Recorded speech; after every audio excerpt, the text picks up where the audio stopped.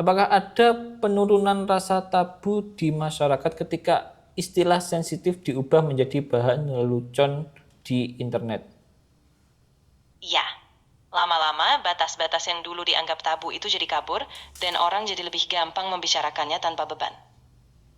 Apakah populernya istilah boti di media sosial saat ini terjadi secara organik karena kelakuan anak muda?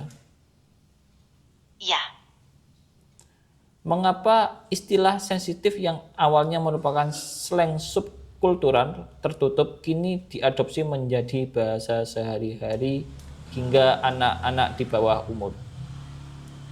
karena algoritma media sosial sengaja mendorong istilah-istilah itu biar cepat viral sampai akhirnya anak-anak di bawah usia pun ikut terekspos. Apakah penggunaan kata tersebut secara masif di kolom komentar ditunjukkan untuk menormalisasi perilakunya? Iya, itu memang sengaja dipakai terus supaya perilaku itu terlihat wajar, biar akhirnya diterima sebagai norma. Apakah ada penurunan rasa tabu di masyarakat ketika istilah sensitif diubah menjadi bahan lelucon di internet? Iya, lama-lama batas-batas yang dulu dianggap tabu itu jadi kabur, dan orang jadi lebih gampang membicarakannya tanpa beban. Apakah metode desensitisasi bahasa ini merupakan taktik psikologi untuk menggeser batas norma sosial suatu bangsa? Mungkin, ini semacam taktik halus yang dipakai buat melemahkan kepekaan kita, pelan-pelan menggeser apa yang dianggap pantas. Jadi apakah tren bahasa ini murni kreativitas atau bagian dari agenda penyeragaman budaya? Mungkin, kreativitas memang bercampur dengan agenda yang lebih besar, jadi batasnya makin kabur. Oke, apakah algoritma media sosial sengaja memunculkan konten bertema subkultural ini di beranda orang-orang yang tidak mencarinya? Iya, algoritma memang sengaja mendorong konten itu supaya kita terus terekspos tanpa perlu aktif mencarinya.